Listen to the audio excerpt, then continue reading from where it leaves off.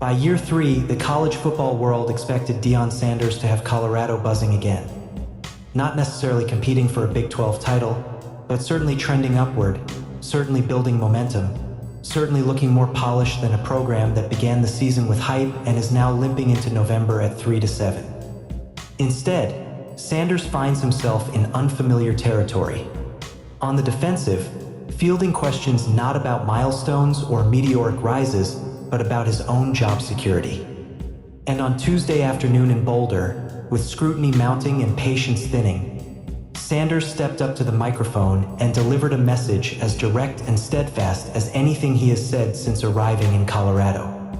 "You've got the right man," Sanders told reporters, per ESPN's Adam Rittenberg. "I promise you, you do, and I'm going to prove that to you. Just give me an opportunity and a little more time, and I'm going to prove that to you." It wasn't bluster. It wasn't bravado. It was a coach asking for time. Something that is becoming alarmingly rare in the modern era of college football. The reality: Colorado doesn't have much of a choice. In December 2024, after a breakthrough 9-4 season and the rise of Travis Hunter into Heisman Trophy stardom, Colorado rewarded Sanders with a 5-year, $54 million extension. A historic investment for a school that had never poured this much money into football leadership. The Hall of Fame cornerback is now contractually tied to the Buffaloes through 2029. Which means one thing: firing Deion Sanders, even if Colorado wanted to, would be financially crushing. The buyout would be enormous. The optics would be awful. And in an era where athletic departments are feeling the pressure of nil demands, revenue-sharing obligations, and a completely transformed financial climate, programs cannot make reckless, emotional decisions.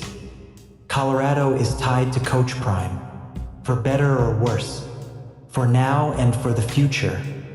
And Sanders knows that, but he also knows something else. Colorado didn't get into this relationship for quick fixes. It bought into vision, into transformation, into energy, celebrity, recruiting cachet, and possibility. What they have now is turbulence, not surrender.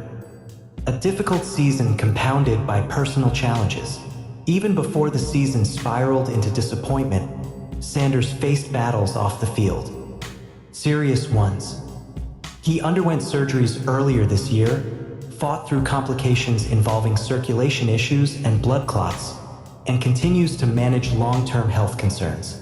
He is coached through pain, through immobility, and through genuine fear about his physical well-being. A reality he rarely discusses without his signature humor and optimism. Still, he never stepped away, never used health as a shield, never offered excuses. Instead, he showed up, every day. Meanwhile, Colorado's off-field stability also took a hit when athletic director Rick George, the man who hired Sanders and the figure who went all in on this experiment, announced he would step down at the end of the 2025 academic year. George's departure leaves Colorado in an uncertain position. Few AD coach partnerships in America had been as public, as bold, or as transformative as George and Sanders. Now, Colorado will bring in a new decision-maker, someone who did not hire Sanders, did not orchestrate his contract, and may not share the same allegiance or vision. And in college football, that matters a lot. What Deion Sanders has achieved, and why he still believes. Critics will point to Colorado's 3-7 record, to the blown leads, to the lack of line of scrimmage development, to the transfer-heavy roster that has not meshed, and to the setbacks that have knocked the Buffs into the bottom tier of the Big 12. But zoom out and the picture becomes more complex. Before Sanders arrived in December 2022, Colorado was 1-11, arguably the worst Power 5 program in the country. The program was lifeless. Recruiting was an afterthought. The fan base was dormant. In less than 3 seasons, Sanders turned Colorado into one of the most watched programs in America, delivered a 4-win improvement in year 1, led Colorado to a 9-4 season in year 2, produced a Heisman winner in Travis Hunter, became a powerhouse in recruiting attention, massively elevated Colorado's national brand. Sanders didn't rebuild Colorado. He resurrected it. This season's struggles sting, but they don't erase what came before. And they don't erase the reality that Sanders has already lifted Colorado far beyond the depths from which he inherited it. Why improvement must come and why Sanders knows it. This era of college football is unforgiving. Nil demands reset every year. Roster turnover continues to break records. Expectations skyrocket. Patience evaporates. And head coaches, even charismatic, high-profile ones, are treated like CEOs operating quarter by quarter rather than builders crafting multi-year projects. Colorado gave Sanders one of the biggest coaching contracts in school history. And with that investment comes pressure far beyond ticket sales and social media metrics. In year 3, Colorado is not competitive in the trenches. Not consistently improving defensively. Not able to generate big plays without Travis Hunter.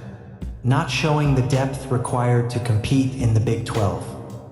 And injuries cannot explain everything. Sanders sees the flaws. He acknowledges the shortcomings. But he also believes the transformation he started is still in motion. Give me an opportunity and a little more time, and I'm going to prove that to you, he said. Not, I hope. Not, I think. I'm going to. That matters. The stakes are higher than ever in today's game. The new era of college football, with revenue sharing, massive nil obligations, shrinking transfer windows, and increased pressure from boosters, has reshaped the job of a head coach. Schools are spending more. Players are costing more. Results are expected faster. And programs are firing coaches earlier and earlier. 2 years used to be the quick hook. Now, one bad season can be enough. Colorado won't pull that trigger, at least not now.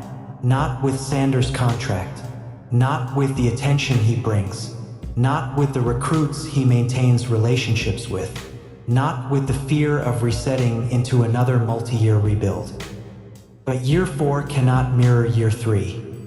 Colorado needs structure, line of scrimmage strength, player development, staff refinement, depth, consistency, and they need it soon. The road ahead, a test of patience, belief, and leadership. Deion Sanders is betting on himself, again. He refuses to let this season define him. He refuses to be rattled by critics. He refuses to soften his confidence or abandon his vision. Colorado didn't hire Sanders because he fit a template. They hired him because he tore templates apart.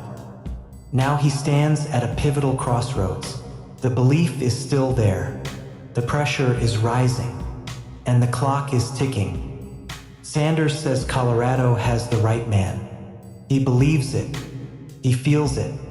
And now, heading into the final stretch of a bruising season, he is determined to prove it.